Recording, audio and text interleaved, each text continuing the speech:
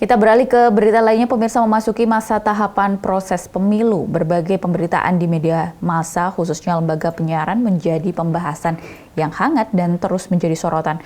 Dalam konteks ini, Komisi Penyiaran Indonesia atau KPI mendorong semua lembaga penyiaran untuk memberitakan pasangan capres dan cawapres yang akan mengikuti kontestasi pemilu untuk pemberitaan secara netral, proporsional, dan menciptakan pemilu yang damai. KPI mengingatkan jika dari penyelenggara penyiaran tidak mematuhi, maka sanksi dari mulai teguran dan sanksi administratif akan dilakukan bagi lembaga penyiaran yang tidak mengikuti aturan yang berlaku.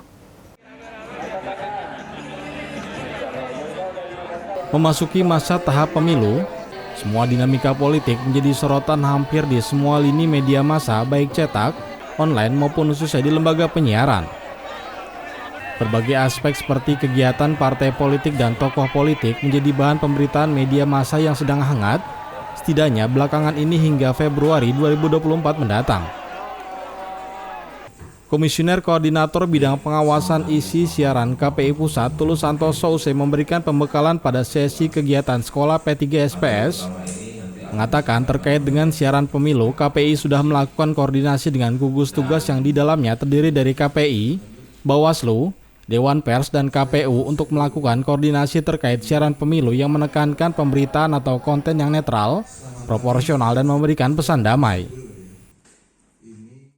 Media konvensional seperti televisi, radio bisa menjadi penjaga informasi tersebut dan mampu informasi yang utuh.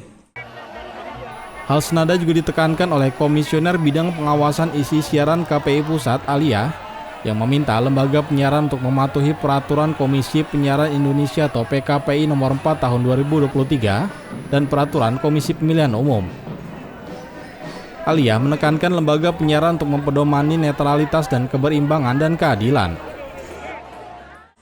Kita sedang mencari jalan tengah karena saat ini memang sudah banyak sekali partai politik atau peserta pemilu yang juga sudah beriklan di lembaga penyiaran. Tidak hanya satu lembaga penyiaran, tapi hampir semua lembaga penyiaran. Gitu.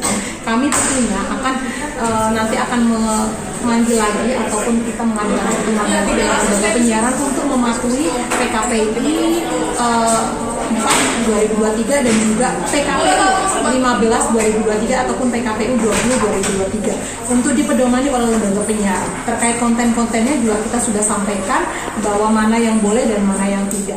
Kami selalu menghimbau kepada lembaga penyiaran untuk tadi memperdomani bahwa netralitas, kemudian keberimbangan, kemudian keadilan itu juga menjadi penting bagi lembaga penyiaran. Jangan sampai lembaga penyiaran dipakai untuk hanya partai politik tertentu ataupun hanya untuk paslon tertentu saja.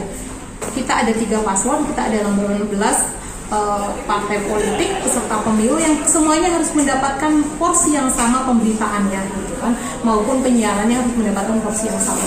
Kami selalu menghimbau kepada lembaga penyiaran untuk itu menaati aturan-aturan yang sudah ditetapkan. Mudah-mudahan kita berharap pemilu berjalan dengan damai, dengan lancar gitu ya, tidak ada prasangka ataupun prasangka ataupun hoax gitu kan, jangan sampai itu terjadi. Pada tahun politik, media diharapkan bisa mendukung masyarakat mendapatkan informasi yang lengkap dan memilih pemimpin serta wakil rakyatnya dengan tepat lewat pemberitaan. Seperti diketahui, untuk pemilu 2024, KPU telah menetapkan bahwa kegiatan itu berlangsung pada 14 Februari 2024. Adapun pemilihan umum tersebut meliputi pemilihan presiden dan wakil presiden, anggota Dewan Perwakilan Rakyat, anggota Dewan Perwakilan Daerah, anggota Dewan Perwakilan Rakyat Daerah, dan Dewan Perwakilan Rakyat Kabupaten atau Kota. Kohar Ariski, Tim TVMU memberitakan dari Jakarta.